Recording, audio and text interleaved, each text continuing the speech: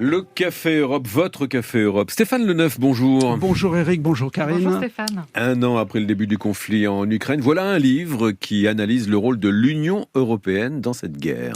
C'est Pierre Ménat, diplomate, ancien conseiller Europe de Jacques Chirac, qui publie ce recueil, une analyse sur le rôle depuis un an de l'Union dans cette guerre. Effectivement, une guerre qui est finalement l'antithèse existentielle de la vocation de l'Union européenne, à savoir la paix.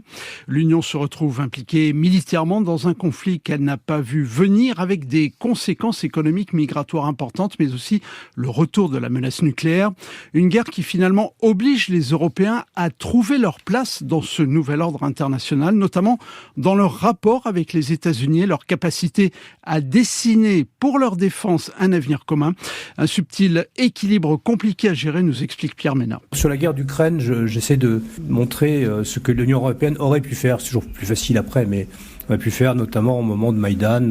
Ce qu'on dit aujourd'hui, on ne peut pas discuter avec la Russie, mais à l'époque on pouvait, on l'a pas suffisamment fait. Ensuite, dans l'état du monde que je décris, j'essaie de définir les rôles de l'Union européenne qui doit être plus robuste et plus présente. Ça doit être une puissance autonome. L'Europe a démontré son existence, puisqu'elle s'est clairement située, j'allais dire dans un camp, soutien à l'Ukraine, soutien militaire, soutien financier, condamnation naturellement de l'agression, régime de sanctions, et appui assez important. Si on prend tous les aspects, y compris les réfugiés, on s'aperçoit que l'appui européen est plus important globalement que l'appui américain. Sur le plan, en revanche, de la puissance, les 27 ont effectivement relancé un certain nombre d'instruments et aussi affirmé leur volonté d'augmenter leur budget.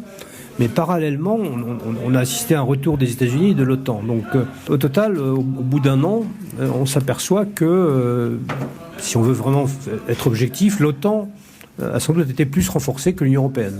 Pierre Ménat, ancien conseiller Europe de Jacques Chirac, L'Union européenne et la guerre, un livre publié aux éditions L'Harmattan.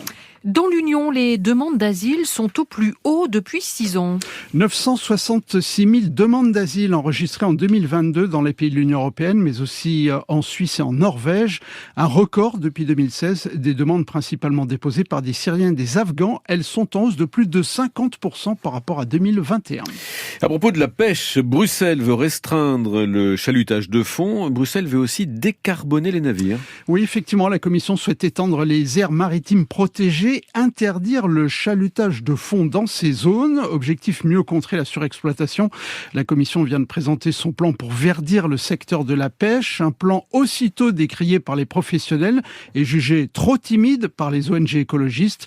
Aujourd'hui, un tiers des stocks est victime de surpêche dans l'Atlantique Nord-Est. 85% des stocks en Méditerranée restent surexploités. Allez, un coup d'œil sur l'agenda européen pour finir. Mardi, date historique pour le Parlement finlandais. Il devrait voter l'adhésion de son pays à l'OTAN. Stéphane Leneuf, votre Café Europe, il est aussi sur l'appli Radio France.